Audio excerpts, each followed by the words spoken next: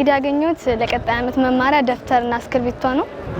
በዚህም ደግሞ በጣም ደስ ብሎኛል። እናቴን ግዢልኝ ስላት በቃ እንዴት አድርጌ ነው የምገዛልሽ እናንተ ላይ ነበር። ግን ደግሞ ያን ያህል ጭንቀቷን አታሳየኝም። ልጄ ትጨነቃለች እያለች ችግር የለም እገዛልሻለሁ ነው እንጂ የምትለኝ ያን ያህል ጭንቀቷን አታሳየኝም። እናቴም ሞኒ ስታይ ደስ ነው የሚላት እኔም ደስ ነው ያለኝ በጣም። ድጋፉ ደግሞ በዚህ እንዲቀጥል ነው እኔ ማበረታታው። ሌላ የተቸገሩ ስላሉ ለነሱም እንዲደርስ ነው። አይደለም ደፍተርና እስክሪብቶ ይቀርና እስክሪብቶን ካናወጣው መግዛት በጣም ትልቅ ነገር ስለሆነ ይቀጥል ነው ማለት። ዛሬው መናኸሪያ ሰራተኞች ባደረጉልን ድጋፍ ደፍተርና እስክሪብቶ እንድንወስድ በየክፍለ ከተማችን ተጣርተን ነው የመጣን። ይሄን ድጋፍ በማግኘቴ ደስ ብሎኛል። ለምን ገና ቀጣይ ዩኒፎርም አለ ሌላም ስላለ ይሄ ትልቅ ግዣ ነው እኔን ያገዘኝ። በቃ ካሰብኩት በላይ ነው። አላሰብኩትም ነበር። ባላሰብኩት ደግሞ ይሄንን ድጋፍ ሲሰጠኝ በጣም ደስ ብሎኛል። ዛሬ በተደረገው ድጋፍ ላይ እጅግ በጣም ጥሩ ነው። አካል ጉዳተኛ ነኝ። ያው መስራት አልችልም። ምኖረውም በጡረታ ላይ ነው። ጡረታ ነው የምኖረው እንጂ ሌላ ወጪ ገቢ ምንጭ የለኝም ነበር። ማስተምረው ሁለት ናቸው። አሁን ሁለት ልጆች አሉኝ። አሁን ከሁለቱ አንዷ ደርሷኛል። እጅግ በጣም ጥሩ ነው። አንድ እስክሪብቶ 30 ብር ነው። ያንኑም ኦሪጂናሉ ሳይሆን ሁለተኛው ሶስተኛው 30 እና ከ25 በላይ እንጂ በታች የለም። ለሁለቱ ልጆች አሁን ለምሳሌ ደፍተር 700 10 ደፍተር 700 ማለት ለሁለቱ 1400 ይሆናል ማለት ነው። አዲስ አመት ሲመጣ አስቀድመው ህፃኖች ደፍተርና እስክሪብቶ ቦርሳ ነው የሚያስቡት። ይሄንን እናንተ በማድረጋችሁ እኔ ለልጆቼ በጣም ተደስተዋል። አሁንም የኛን ልጆች ያገኙትን እድል ሌላም እንዲያገኝ ሌሎች የሚያጡም አሉ። ለእንደዚህ ነገር ብትጋብዟቸው እጅግ የላቀ ምስጋና ነው የሚሆነው። ለዚህ ላደረገው ድርጅት ወይም ላደረገልን አስተዋጽኦ ላደረገልን እጅግ በጣም ትልቅ የላቀ ምስጋና ነው የማቀርበው።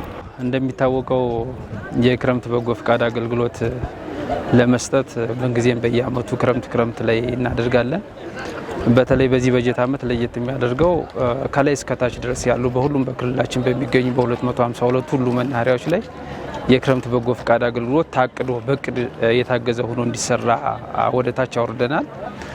በዚህም 12.9 ሚሊዮን አካባቢ በብር ደረጃ የድጋፍ አገልግሎት እናደርጋለን ብለን ያሰብነው በተለይ ለአቅመ ደካማዎች የቤት አዲስ ቤት ግንባታና ጥገና እንዲሁም የትምህርት ቁሳቁስ ለሌላቸው ተማሪዎች የትምህርት መርጃ መሳሪያ ድጋፍ ለማድረግ እሱን ታሳቢ አድርገን ነው ያወረድነው። ስለዚህ ስራችን አሁን በተገቢ መንገድና በምንጠብቀው ልክ እየሄደልን ያለ ይሄን መነሻ አድርገን ከበዚህ በባህር ዳር ላይ የሚገኙት ጣና ብርና ጎጃም በር የህዝብ ትራንስፖርት አገልግሎት መስጫ መናኸሪያዎች ላይ እንግዲህ ዛሬ ይሄን ፕሮግራም እዚህ ያካሄደናል በቅርበትኛ እዚህ ስላለ።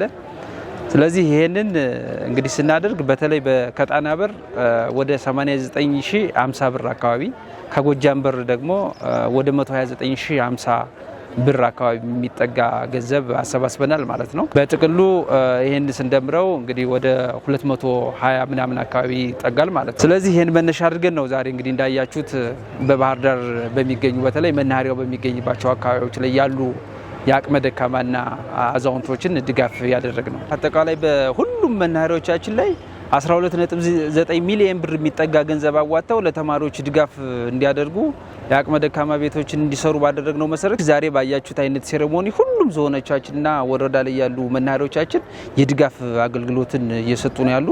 እንግዲህ ይሄ ሲደረግ ብዙ ውጣ ውረድ አለው። ያው እንደምታውቁት ይሄን ገንዘብ ለማሰባሰብ ብዙ ነገር ሳክሪፊኬሽን ተከፍሏል። አሁን ላይ ባለው ነባራዊ ሁኔታ ላይ እንግዲህ አሳትፈን መናኸሪያን ስንጠቀም የህዝብ ትራንስፖርት አገልግሎት የሚሰጡ አሽከርካሪዎች ባለንብረቶችና እዛ ውስጥ ላይ ያሉ የመንግስት መዋቅርና የድርጅት መዋቅሮች ተረባርበው ገንዘብ እንዲያወጡ ነው ያደረግነው። አሁን ላይ ያለውን አጠቃላይ አልፎ ያሉ መስመሮች ኦፍ የሆኑበት መንገድ ነው ያለ። ግን ደግሞ አሽከርካሪው ካለው በተወሰነ ደረጃ መደገፍ አለብኝ ማገዝ አለብኝ በሚል ታሳቢ እሱን እየሰጠ እየደገፈ ያለበት መንገድ ነው ያለ ማለት ነው። እኛም ይሄንን ድጋፍ የክረምት ብቻ አድርገን ሳይሆን ሁሌም ቢሆን ቀጣይነት ያለው እንዲሆን አድርገን በአደረጃጀት እንዲመራ የማድረግ ስራ በቀጣይ የምናስሄደው ነው የሚሆነው ማለት ነው። ባለፈው አመት በ252 መናኸሪያዎች ከ18.7 ሚሊዮን ብር በላይ ገንዘብ ተዋጥቶ ለ255 አረጋውያን ወይም ደግሞ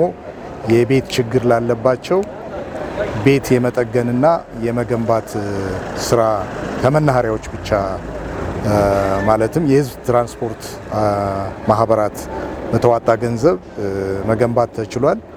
ይሄ ብቻ አይደለም።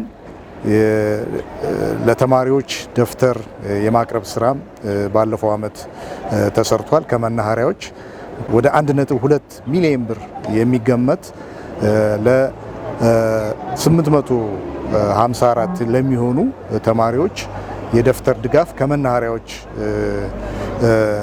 ተዋጦ ገንዘብ ለተማሪዎች አገልግሎት እንዲውል ተደርጓል።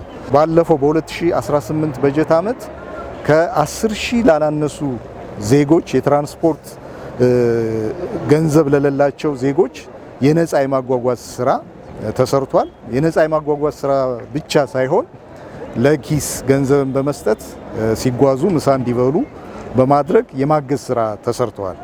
በአጠቃላይ መናኸሪያ ላይ የሚሰራው ስራ ለህዝቡ ጥሩ አገልግሎት እየተሰጠ ነው ያለው። ይሄ በመናኸሪያዎች ብቻ የሚሰራ ነው። እንደ ተቋም ደግሞ ሌሎች ስራዎች አሉ። ለምሳሌ የአሽከርካሪ ማሰልጠኛ ተቋማት በክልሉ ወደ 133 የአሽከርካሪ ማሰልጠኛ ተቋማት አሉ። እነዚህ የአሽከርካሪ ማሰልጠኛ ተቋማትም የበጎ አድራጎት ስራ ይሰራሉ።